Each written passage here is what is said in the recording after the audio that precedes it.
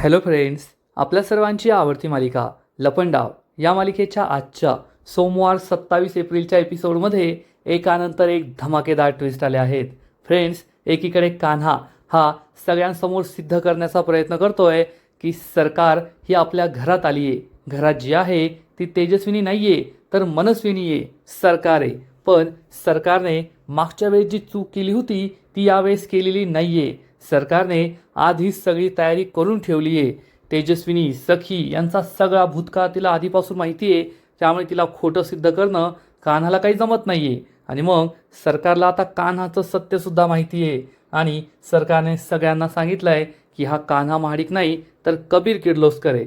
पण या सगळ्यामध्ये आता म्हणजेच राजलक्ष्मी नेहले पे देहला मारणार का? ती कान्हाला वाचू शकेल का? सरकारची बाजी तिच्यावरच उलटवणार का? हे जाणून घेण्यासाठी हा व्हिडिओ शेवटपर्यंत नक्की पहा. फ्रेंड्स, आजच्या एपिसोडच्या सुरुवातीलाच सखी या प्रॉपर्टीच्या पेपर्सवर सह्या करत असते, पण पेन काही चालत नाही आणि सरकार नाटक करते. जाऊ दे सखी बाळा, पेन चालत नसेल तर नको करू सह्या, माझ्या नावावर प्रॉपर्टी करण्याची काही गरज नाही आहे. राजलक्ष्मीला कळतच नाही हे काय चाललंय आणि ती येथे कशाला हा मेलोड्रामा पाहत बसली आहे. पण सखीला मात्र काही करून सगळी प्रॉपर्टी तिच्या नावावर करायचीच असते. सखी शेवटच्या पानावर हा पेन जोरात चालून पाहते आणि पेन सुरू होतो. सखी खूप खुश होते आणि म्हणते, आई पेन चालतोय. सरकारला सुद्धा झाला एकदाचा, आता सगळी प्रॉपर्टी माझ्या नावावर होणार म्हणून सरकार खुश असते. आणि मग सखी या प्रॉपर्टीच्या पेपर्सवर सह्या करणार, सगळी प्रॉपर्टी सरकारच्या नावावर करणार, तर सरकार अशी अधाशा नजरेने पाहत असते, कधी करते सगळी प्रॉपर्टी माझ्या नावावर कधी होईल. आणि सखी सही करणार त्या क्षणी कान्हा तेथे धावत पळत येतो आणि म्हणतो, थांबा बेबी सरकार, सही करू नका. कान्हाने चक्क सखीला सही करण्यापासून थांबवलंय, म्हणजे सरकारच्या नावावर प्रॉपर्टी करण्यापासून थांबवलंय. त्यामुळे सगळ्यांनाच आश्चर्याचा धक्का बसतो. सखी, सरकार, उर्मिला, गौतम, परशुराम, मीनाक्षी, जान्हवी, किरण सगळे कान्हाकडे आश्चर्याने पाहत असतात. सखी काही सही करत नाही आणि सरकार हे पाहते की कान्हाच्या सांगण्यावरून सखीने सही केलेली नाहीये. आता कान्हा काय बोलणार हाच प्रश्न सरकारला पडतो. सरकार चांगलीच घाबरते आणि मग कान्हा हा जिन्यावरून खाली येतो आणि सरकारसमोर सखीसमोर उभा राहतो आणि सखीला सांगतो, बेबी सरकार, तुम्ही ज्या व्यक्तीच्या नावावर ही संपूर्ण प्रॉपर्टी करताय ना, आणि तुम्ही ज्या व्यक्तीला समजताय की ती तुमची खरी आई तेजस्विनी कामत आहे, पण तुम्हाला तिचं सत्य माहिती आहे का? हे ऐकून सगळ्यांनाच मोठा धक्का बसतो. सखी आश्चर्याने कान्हाकडे पाहते. माझ्या आईचं सत्य म्हणजे घरातील सगळ्यांना सुद्धा आश्चर्य वाटतं. तर कान्हा सांगतो, सखी मॅडम, ह्या ज्या आहेत ना त्या तेजस्विनी कामत नाहीये, तर कपटी कारस्थानी सरकार आहेत, मनस्विनी आहे. हे ऐकून घरातील सगळ्यांच्या पायाखालची जमीनच सरकते. कोणाचाच विश्वास बसत नाही की कान्हा हे काय बोलतोय, की आपल्या घरात जी आहे ती तेजस्विनी नाही तर चक्क मनस्विनी आहे, सरकार आहे. सरकारचा तर विश्वासच बसत नाही की मी एवढी तयारी केली, एवढा मोठा फुलप्रूफ प्लॅन बनवला, तरी कान्हाला माझं सत्य कसं कळलं? आणि मग कान्हा हा सरकारला विचारतो, काय सरकार, हिलाड आला ना? तुम्हाला आता वाटत असेल की माझं सत्य तुम्हाला कसं कळलं, पण तुम्ही कितीही सत्य लपवण्याचा प्रयत्न केला ना, तरी सत्य हे लक्ष सूर्यप्रकाशासारखं असतं, ते कधीच लपत नाही आणि ते सगळ्यांसमोर येतंच. सरकारची बोलतीच बंद झालेली असते. परशुराम, मीनाक्षी, गौतम, उर्मिला, कोणाचाच विश्वास बसत नाही की कान्हा हे काय बोलतोय. आणि मग सखी ही सरकारकडे आश्चर्याने पाहते, तिच्याकडे संशयाने पाहते की ही खरंच सरकार आहे का, ही माझी आई नाही आहे का? सरकार आपली नाटकं सुरू करते, नाही सखी बाळा, माझ्यावर विश्वास ठेव, मीच तुझी आई आहे, तेजस्विनी आहे. कान्हाचा काहीतरी गैरसमज झालेला दिसतोय. कान्हा, तू असं का बोलतोय? अरे मीच तेजस्विनी आहे, असं म्हणून सरकार रडण्याची नाटकं सुरू करते. आणि कान्हा म्हणतो, माझ्याकडे पुरावे आहेत की तुम्हीच सरकार आहात आणि तेजस्विनी कामत नाही आहात. सखी ही कान्हाकडे पाहते आणि विचारते, कोणता पुरावा? आणि कान्हा सरकारला तिचा मोबाईल दाखवतो आणि विचारतो, काय सरकार, ओळखलात का हा मोबाईल? सरकारला जबर धक्काच बसतो की कान्हाला हा मोबाईल कसा आणि कोठे सापडला. पण कान्हा आतापर्यंत फुल कॉन्फिडन्समध्ये असतो. कान्हा हा सगळ्यांना सांगतो, हा जो मोबाईल आहे ना, हा सरकारचा मोबाईल आहे आणि हा मोबाईल मला त्यांच्या रूममध्ये सापडला आहे. पण सरकार म्हणते नाही, मला नाही माहीत हा मोबाईल कोणाचा आहे, हा मोबाईल माझा नाही आहे किंवा हा सरकारचा आहे ते सुद्धा मला माहीत नाही, मी तर सखीने दिलेला मोबाईलच वापरते. सखी सांगते हो कान्हा, मीच आईला एक मोबाईल दिला आहे, आई तोच वापरते, हा मोबाईल आईचा नाही आहे. तर कान्हा सांगतो हो, कारण सरकारने हा मोबाईल कपाटात लपून ठेवला होता. आणि मग कान्हा हा झालेला सगळा प्रकार सांगतो. बेबी सरकार, तुम्हाला माहिती आहे का, काही दिवसांपूर्वी आपल्या घरी जो खोटा इन्स्पेक्टर आला होता भरत भालेराव, मला त्याच्यावर संशय आला की हा खरा इन्स्पेक्टर नाही आहे, ते खरे पोलीस नव्हते. मग मी त्यांचा पाठलाग केला आणि हा भरत भालेराव माझ्या हाती सापडला. त्याच्याकडे मला एक मोबाईल सापडला, त्या मोबाईलमध्ये एकच नंबर डायल केला होता आणि जेव्हा मी त्या मोबाईलवर कॉल केला ना, तेव्हा हा मोबाईल मला सापडला आहे सरकारच्या रूममध्ये, सरकारच्या कपाटात. आणि मग कान्हा झालेला सगळा प्रकार सांगतो की ज्या दिवशी आपण बाहेर फिरायला गेलो होतो, घरातील सगळे बाहेर फिरायला गेले होते आणि तुमची खरी आई तेजस्विनी घरात होती, त्या दिवशी सरकार ही भांडेवालीचं रूप घेऊन घरात आली. मग इंजेक्शन देऊन त्यांनी तुमच्या आईला तेजस्विनीला बेशुद्ध केलं आणि भानवडच्या दरीजवळ घेऊन गेल्या. तेथे गेल्यानंतर जी दरीत पडली ती तुमची खरी आई तेजस्विनी कामत होती आणि आता जी घरात आहे ती सरकार आहे. सखी मॅडम माफ करा, पण तुमच्या खऱ्या आईचा तेजस्विनी कामतचा दरीत पडून मृत्यू झालाय, त्या जिवंत नाहीये. आणि तुमची प्रॉपर्टी मिळवण्यासाठी, ही संपत्ती मिळवण्यासाठी ही खोटाडी कपटी कारस्थानी सरकार या घरात आली आहे. ही खोटाडी आहे, ही खरी तेजस्विनी नाहीये. हे सगळं ऐकून सखी आणि घरातील सगळ्यांना जबर धक्काच बसतो. सखी रडू लागते आणि म्हणते कान्हा, हे काय बोलतोयस तू? कान्हा सांगतो सखी मॅडम, मी खरं बोलतोय, मी त्यांच्या विरुद्ध सगळे पुरावे गोळा केले आहेत, माझ्याकडे त्यांच्या विरुद्ध सगळे पुरावे आहेत. घरातील सगळे कान्हाकडे आश्चर्याने पाहत असतात आणि सरकारची नाटकं सुरूच असतात. सरकार म्हणते नाही ग सखी, मीच तुझी खरी आई तेजस्विनी आहे आणि जर मला प्रॉपर्टी हवीच असती तर मी तुला कशाला म्हटले असते की माझ्या नावावर प्रॉपर्टी करू नको. तू जेव्हा माझ्या नावावर प्रॉपर्टी करत होती तेव्हा मीच तुला म्हणाले ना माझ्या नावावर प्रॉपर्टी करू नकोस, मला या सगळ्याची गरज नाही आहे, तू हट्ट केलास म्हणून ही प्रॉपर्टी माझ्या नावावर होती आहे आणि तुझी इच्छा असेल तर अजूनही माझ्या नावावर प्रॉपर्टी करू नको, मला या सगळ्यांची काही गरज नाही आहे, पण माझ्यावर विश्वास ठेव, अगं मीच तुझी खरी आई आहे, मीच खरी तेजस्विनी कामत आहे आणि दरीत पडून मेली ती सरकार होती. कान्हाचा काहीतरी गैरसमज झालेला दिसतोय.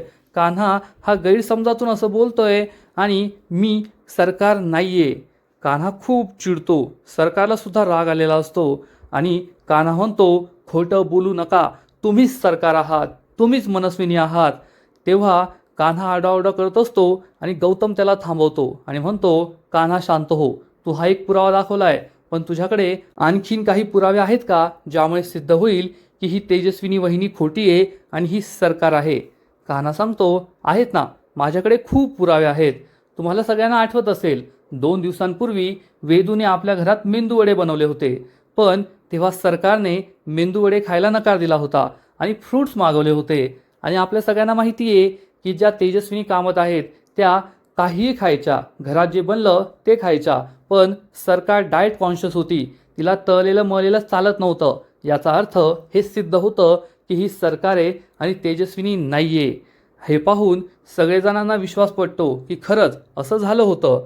आणि मग सरकार सांगते अगं सखी बाळा, मला नव्हतं माहीत की या घरात माझं खाणंसुद्धा काढलं जाईल, नाहीतर मी फ्रूट्स मागितलेच नसते. सखीला वाईट वाटतं आणि सरकार सांगते त्या दिवशी मी मेंदूवडे नाही खाल्ले, मी फ्रूट्स मागितले, कारण 10 वर्षांपर्यंत त्या सरकारने मला कालकोठडीत डांबून ठेवलं होतं. ती माझे खायचे हाल करायची, मला असंच तळलेलं मळलेलं खराब द्यायची, वडापाव समोसे, आणि मी ते खाऊनच दिवस काढले. त्यामुळे त्या दिवशी मी मेंदूवड्याचं नाव ऐकलं आणि मला किळस आली की नाही, मला तळलेले पदार्थ नाही खायचेत. आता मी स्वतःच्या घरी आले तर काहीतरी चांगलं खाते, म्हणून मी फ्रूट्स मागवले.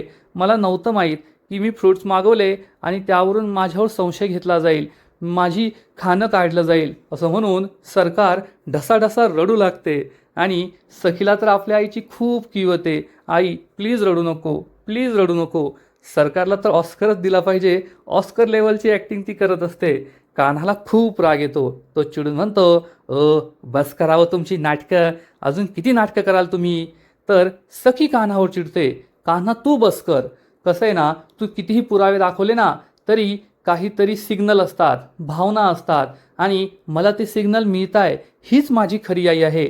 मला हे पटतंय. मला दुसरे कोणतेही पुरावे दाखवण्याची गरज नाही आहे. हीच माझी खरी आई आहे हे मला पटलंय. तुझा गैरसमज होऊ शकतो ना कान्हा. तू याआधीसुद्धा पुरावे दाखवले, आजसुद्धा पुरावे दाखवतोय. तूच माझ्या खऱ्या आईला या घरात आणलं, सरकारला या घराबाहेर काढलं आणि आज परत तू तेच सांगतोय की ही माझी खरी आई नाही आहे, सरकार आहे. पण मला मनातून असं वाटतंय की ही सरकार नाही आहे. मला कळतं ना रे, शेवटी ती माझी आई आहे आणि मला माझ्या भावना खऱ्या वाटताय. तिच्या माझ्याबद्दलच्या ज्या भावना आहे त्या मला खऱ्या वाटताय. हीच माझी खरी आई आहे, हीच तेजस्विनी कामत आहे. आता या मूर्ख सखीला कसं समजावून सांगायचं हाच प्रश्न कान्हाला पडतो. सरकार मात्र खुश होते की या मूर्ख मुलीचा माझ्यावर पूर्ण विश्वास बसला आहे आणि राजलक्ष्मी हा सगळा तमाशा निवांत पाहत बसलेली असते. कान्हा सखीला समजवण्याचा प्रयत्न करतो, बेबी सरकार तुम्ही खूप मोठी चूक करताय. मी तुम्हाला सगळे पुरावे दाखवले आहेत. ही तेजस्विनी नाहीये, ही सरकार आहे. तुमची प्रॉपर्टी हडपण्यासाठी ते इथे आली आहे. तुम्ही माझ्यावर विश्वास ठेवा. आणि तुम्हाला आठवतंय का, जेव्हापासून सरकार या घरात तेजस्वी म्हणून आली आहे तेव्हापासून तिने नाटकं सुरू केली आहेत की मला तुझ्याकडून पैसे मागावे लागतात, मला पुन्हा पुन्हा पैसे मागायला वाईट वाटतंय. कोणत्या आईला आपल्या मुलीकडून पैसे मागायला वाईट वाटेल. तिने असा काय डाव रचलाय. हे सगळे तिचे माइंड गेम्स आहेत. तुम्ही त्यात फसला आणि माझ्या आईला माझ्याकडून पैसे मागावे लागताय याचं तुम्हाला वाईट वाटलं आणि तुम्ही सरकारच्या नावावर सगळी प्रॉपर्टी करायला निघालात. हा सरकारचा डाव आहे. सरकार खूप चिडते आणि म्हणते, पाहिलंस का सखी, मी तुला म्हणाले तरी होते का की माझ्या नावावर प्रॉपर्टी कर. मी तर तुला फक्त पैसे मागितले होते. मी असंच बोलून गेले आणि कान्हाने याचा काय अर्थ लावला आहे.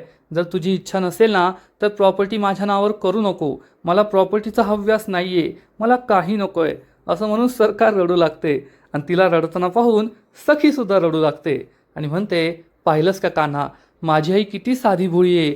अरे तिला प्रॉपर्टीचा पैशांचा हव्यास नाही आहे रे. उगाचच तिच्यावर असे आरोप लावू नको. कान्हा म्हणतो, बेबी सरकार ठीक आहे, जर तुमचा माझ्यावर विश्वास नसेल ना तर तुम्ही एक काम करा. तुम्ही गौतम काका, परशू काका, मीनाक्षी काकू सगळे मिळून सरकारला एक प्रश्न विचारा. 10 वर्षांपूर्वी जेव्हा खरी तेजस्विनी कामत या घरात होती, सरकार नव्हती, त्या काळातील प्रश्न जे फक्त खऱ्या तेजस्विनी कामतलाच माहीत असतील. मग खऱ्याचं खोटं होऊन जाईल. कोण खरी तेजस्विनी आहे आणि कोण खरी सरकार आहे हे तुम्हाला सुद्धा कळून जाईल. सखीचा नाईलाज होतो आणि सखी म्हणते, ठीक आहे आई, मी तुला एक प्रश्न विचारते. काही वर्षांपूर्वी आपण कोकणात गेले होतो तेव्हा तेथे काय घडलं होतं. आणि मग सरकार या प्रश्नाचं उत्तर चुटकीसरशी देते. कारण सरकारने तेजस्विनीला दरीत ढकलण्याआधी तिला सगळं काही विचारलं होतं आणि तेजस्विनीने तिला सगळं खरं सांगितलं होतं. नसतं सांगितलं तर काय फरक पडला असता देव जाणे. आणि मग सरकार सांगते ना सखी बाळा, 10 वर्षांपूर्वी तू, मी, तुझे बाबा राघव आपण सगळे कोकणात फिरायला गेलो होतो. तेथे तुझ्या बाबांच्या मित्राचं एक टुमदार असं घर होतं आणि तेथे एक पाण्याने भरलेली विहीरसुद्धा होती आणि तू त्या विहिरीत पडलीस. तुला पोहता येत नव्हतं. तू गटांगळ्या खात होती. मलाही पोहता येत नव्हतं. पण तुला वाचवण्यासाठी मी त्या विहिरीत उडी घेतली होती आणि कसं बसं तुला वाचवलं होतं. हे ऐकून सखीचा पूर्ण विश्वास बसतो की हीच माझी खरी आई आहे आणि कान्हाच्या पायाखालची जमीनच सरकते. कान्हाला कळतच नाही की सरकारला हे सगळं कसं माहीत. आणि मग कान्हा म्हणतो, ठीक आहे गौतम काका, आता तुम्ही प्रश्न विचारा. आणि मग गौतम हा सरकारला प्रश्न विचारतो, वहिनी 10 वर्षांपूर्वी मी शेअर मार्केटमध्ये इन्व्हेस्ट करण्यासाठी राघव दादाकडून 10 लाख रुपये घेतले होते. पण मी अशा शेअर्समध्ये इन्व्हेस्ट केलं ज्यामुळे माझा खूप मोठा लॉस झाला होता. आणि तेव्हा दादाला हे कळू नये त्यासाठी तू माझी कशी मदत केली होती ते सांग. आणि सरकार सांगते, हो छोटे भाऊजी, तेव्हा तुमचा खूप मोठा लॉस झाला होता आणि मी माझ्या कानातल्या सोन्याच्या पाटल्या तुम्हाला दिल्या होत्या आणि सांगितलं होतं या पाटल्या विका आणि तुमचं नुकसान भरून काढा. तेव्हा मी तुम्हाला वचनसुद्धा दिलं होतं की ही गोष्ट मी राघव दादाला किंवा कोणालाच सांगणार नाही. पण आज ते वचन मला मोडावं लागलं कारण मला स्वतःला सिद्ध करायचं आहे. हे ऐकून गौतम, सखी, कान्हा सगळ्यांना जबर धक्काच बसतो. कारण ही गोष्ट उर्मिलाला सुद्धा माहीत नसते. तिलासुद्धा आश्चर्य वाटतं आणि आता कान्हाला काय बोलावं ते समजतच नाही. कान्हा म्हणतो, ठीक आहे तुक्का लागला असेल. आणि मग कान्हा हा परशुरामला म्हणतो, परशु काका तुम्ही प्रश्न विचारा. आणि परशु विचारतो, हो कान्हा, तेजस्विनी वहिनी, आता मला सांगा, 10 वर्षांपूर्वी मला आणि मीनाक्षीला बाळ होत नव्हतं, तेव्हा तुम्ही आम्हाला काय सल्ला दिला होता? आणि सरकार सांगते तुम्हाला बाळ होत नव्हतं, म्हणून मी तुम्हाला सांगितलं होतं की तुम्ही शिर्डीला जा आणि साईबाबांना नमस्कारा, साईबाबा तुम्हाला आशीर्वाद देतील, तुम्हाला बाळ नक्की होईल. हे ऐकून परशुराम आणि मीनाक्षी खूप खुश होतात. परशुराम म्हणतो एकदम बरोबर, हेच झालं होतं. आणि मीनाक्षी सांगते साईबाबांची आमच्यावर कृपा झाली आणि मी प्रेग्नेंटसुद्धा होते, पण त्यानंतर सरकार आमच्या आयुष्यात आली आणि सरकारमुळे माझं बाळ गेलं, ते या जगात कधी आलंच नाही असं म्हणून मीनाक्षी रडू लागते. परशुराम तिला सावरतो. सगळ्यांनाच वाईट वाटतं आणि कान्हाची बोलती बंद झालेली असते. सरकार ही गोल गोल फिरत फिरत सगळ्यांच्या प्रश्नांची उत्तरं देत देत कान्हा समोर येऊन उभी राहते आणि कान्हाला विचारते, कान्हा, अजून काही प्रश्नांची उत्तरं द्यायची का? तुला सुद्धा एखादा प्रश्न विचारायचा असेल तर विचार, मी तुझ्याही प्रश्नांची उत्तरं द्यायला तयार आहे. कान्हा हा विचार करत असतो, सरकारला हे सगळं कसं माहीत, सरकारला हे सगळं कसं कळलं, हे कसं शक्य आहे? कान्हाकडे कोणत्याच प्रश्नाचं उत्तर नसतं, त्याची बोलती बंद झालेली असते. आता ही सरकार आहे, हे कसं सिद्ध करायचं हाच प्रश्न त्याला पडतो. आणि सरकार मनातल्या मनात विचार करते, अरे मूर्ख कान्हा, सरकार आहे मी सरकार. सरकार काय आहे ना हे तुला अजून कळलेलंच नाही आहे. सरकार ही तेथून विचार करायला सुरुवात करते जेथे तुझी विचार करण्याची क्षमता संपते. सरकारला आठवतं की जेव्हा तिने भानवडच्या दरीमध्ये तेजस्विनीला व्हीलचेअरवर बांधून ठेवलं होतं, तेव्हा तेजस्विनीला धमकी देऊन तिने 10 वर्षांपूर्वी झालेल्या सगळ्या घटना तिच्याकडून रेकॉर्ड करून घेतल्या होत्या आणि मग तिने आपल्या रूममध्ये बसून हे सगळं ऐकलं होतं. त्यात पहिली घटना हीच होती की जेव्हा 10 वर्षांपूर्वी सखी, राघव आणि तेजस्विनी कोकणात गेले होते तेव्हा काय घडलं होतं, सखी कशी विहिरीत पडली होती, तेजस्विनी तिला वाचवलं होतं. या सगळ्या घटना तेजस्विनीने सरकारला सरकारला असतात. सरकारने ते रेकॉर्ड करून घेतलेलं असतं आणि चांगलंच पाठांतर केलेलं असतं. एवढा अभ्यास केला असता तर सरकारला खरंच सरकारी नोकरी लागली असती. सरकार मनातून चांगलीच खुश होते आणि कान्हाला प्रश्न पडतो की आता काय करायचं. तेव्हा सखी कान्हाला जाब विचारते, कान्हा, झालं का सिद्ध, हीच माझी खरी आई आहे. आईने सगळ्या प्रश्नांची उत्तरं दिली आहेत आणि आता तर तुझ्याकडे संशय घेण्यासारखं काहीच राहिलं नाहीये. बोल, तुला काय वाटतं आता, तू मान्य करतोस ना, हीच माझी खरी आई तेजस्विनी आहे, सरकार नाहीये. कान्हाला काय बोलावं ते समजतच नाही आणि सरकार रडण्याचे, हुंदके देण्याची नाटकं करत असते. राजलक्ष्मी मात्र शांत उभी राहून हा सगळा तमाशा पाहत असते. कान्हाकडे आता शेवटचं अस्त्र ब्रह्मास्त्र असतं आणि तो सखीला म्हणतो, ठीक आहे सखी मॅडम, आता शेवटचा प्रयत्न, तुम्ही त्यांचे डोळे चेक करून पहा. जर त्यांचे डोळे निळे असतील तर त्या सरकार आहेत हे लगेच सिद्ध होईल. सरकार चांगलीच घाबरते, कारण सरकार काही पण करू शकते पण डोळ्यांचा रंग नाही चेंज करू शकत आणि आता तिचं सत्य सगळ्यांसमोर येणार असतं. पण आपली सखी सखी किती हुशार आहे हे आपल्या सगळ्यांना माहिती आहे. सखी म्हणते, बस झालं कान्हा, बस झालं, माझी आई आता कोणतीही परीक्षा देणार नाहीये. अरे माझ्या आईने काय फक्त परीक्षाच देत राहायच्या का? 10 वर्षांपासून त्या सरकारने तिला कालकोठडीत किती त्रास दिला, त्यानंतर कशीबशी ती या घरी पोहोचली. मग स्वतःला सिद्ध करण्यासाठी तिला 4 दिवस परीक्षा द्याव्या लागल्या. सगळ्यात आधी तिने माझ्या बाबांचा भूतकाळ सांगितला, मग कॅरममध्ये सरकारला हरवलं आणि तिसऱ्या दिवशी तर तू स्वतःच सरकारचं सत्य सगळ्यांसमोर आणलं.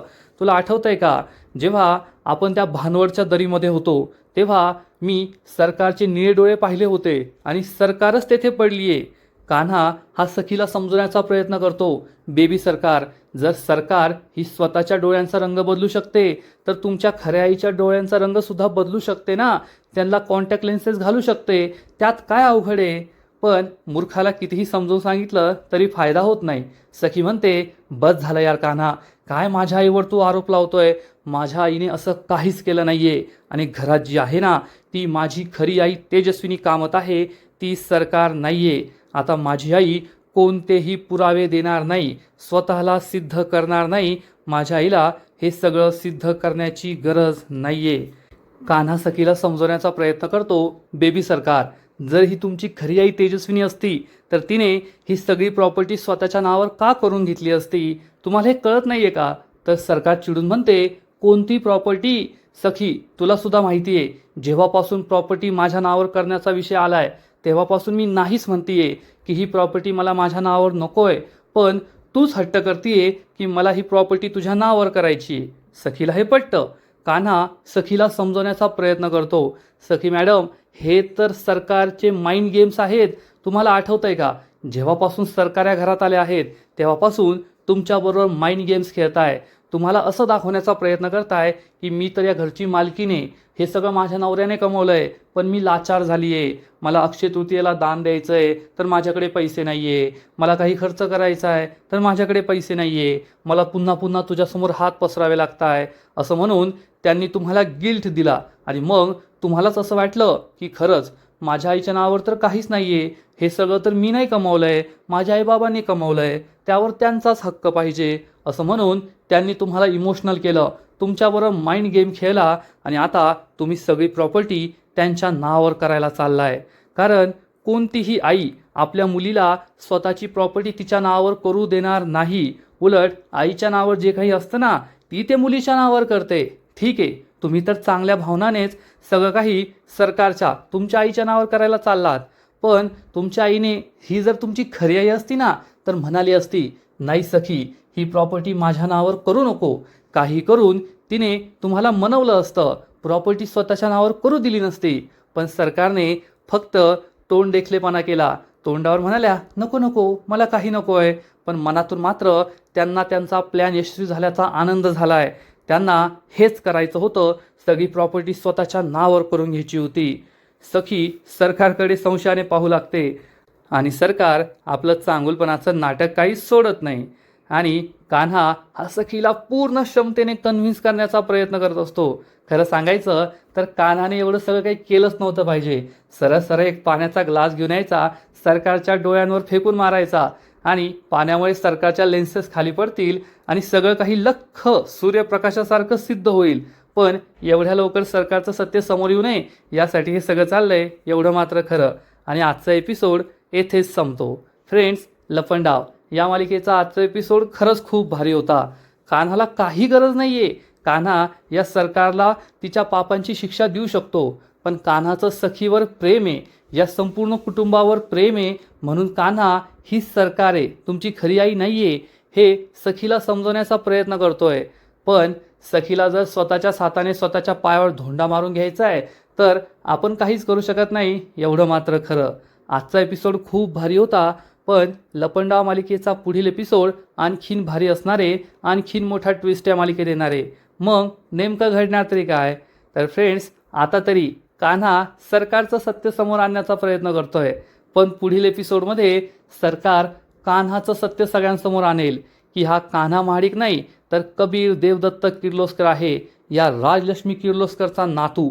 त्यामुळे सगळ्यांना जबर धक्का बसेल आणि मग सरकार ही राजलक्ष्मीला म्हणेल, राजलक्ष्मी मॅडम, जर हे खोटं असेल ना तर कान्हाच्या डोक्यावर हात ठेवा आणि शपथ घेऊन सांगा की हा तुमचा नातू कबीर किर्लोस्कर नाहीये.